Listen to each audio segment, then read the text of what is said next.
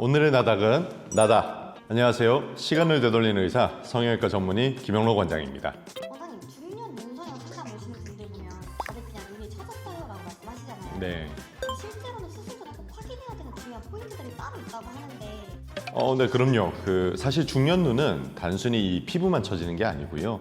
눈 뜨는 힘, 처지는 방향, 얼굴의 인상까지 다 함께 변하기 시작하거든요. 그래서 중년 눈 성형은 젊은 층의 쌍꺼풀 수술처럼 단순히 디자인 중심으로 접근하면 오히려 어색해질 수 있습니다. 오늘은 중년 눈 성형에서 가장 중요하게 보는 이 세 가지와 수술 시점을 어떻게 판단하는지에 대해서 전문의 관점에서 설명드리겠습니다.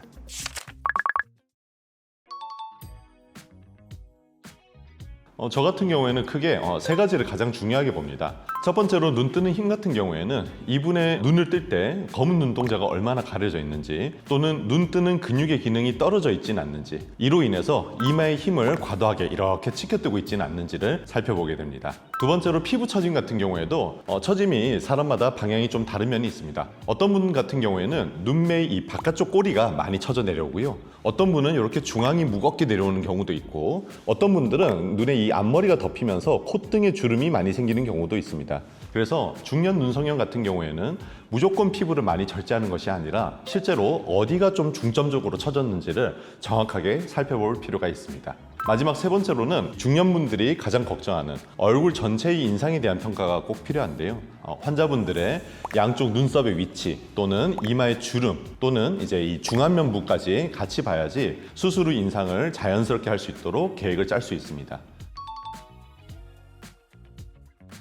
사실 이제 환자분들을 보면서 많이 안타까운 부분인데요. 많은 분들께서 굉장히 좀 더 심해지면 해야지 하고 굉장히 미루다가 오시는 경우가 많습니다. 예를 들어서 눈을 뜰 때 이마를 자꾸 쓰게 돼서 이마에 아주 깊은 주름이 생긴다던가, 쌍꺼풀이 너무 덮여서 눈가가 짓무른다던가, 또는 사진을 찍었을 때 항상 피곤해 보인다는 말을 들으면 그때서야 병원에 찾아오시는 경우가 많습니다. 그런데 이런 변화가 이미 반복되고 시작돼 버리면은 눈 주변의 구조 변화가 진행되고 있는 경우가 많기 때문에 시야가 답답하거나 눈이 쉽게 피로해지는 증상이 있다면 단순히 미용적인 부분이 아니라 기능적인 개선을 위해서 꼭 병원에 방문하실 필요가 있습니다.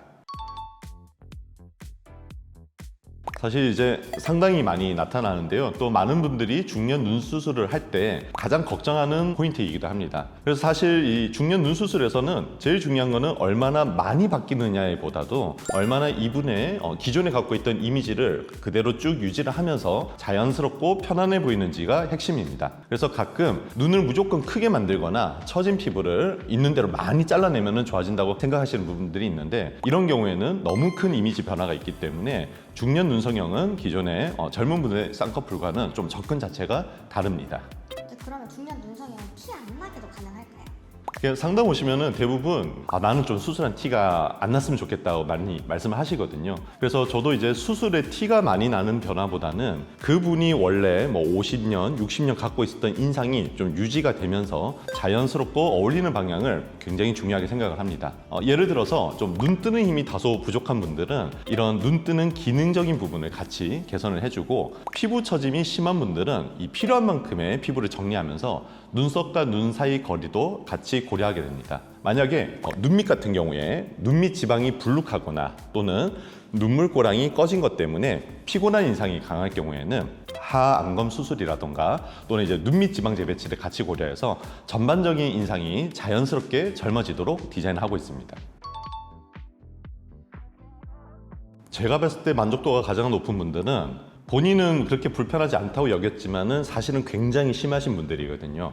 이런 분들이 이제 본인의 불편감을 전혀 모르고 있다가 가장 흔하게 자녀분들이 효도 성형을 시켜준다고 해가지고 하시고 나서 이렇게 편할 수가 있었나, 내가 이렇게 진작에 수술을 했었으면은 아주 편하게 지내고, 또 주변 분들도 왜 이제야 수술했어, 미리 하지 그랬어, 우리 자녀가 수술을 좀 시켜줬다 이러면 굉장히 이제 뿌듯해 하시고 기능적으로도 편해하시니까 본인의 불편함과 어떤 미적인 부분에 대해 관심이 없던 분들이 자녀분들의 효도 성형을 통해서 삶의 질이 드라마틱하게 올라갔을 때, 그때 이제 그분들의 만족도가 가장 높은 것 같습니다.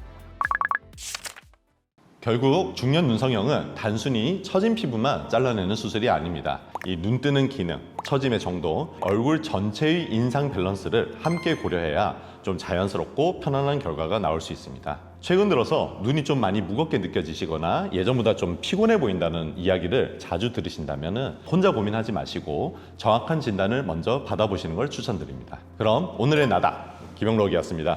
감사합니다.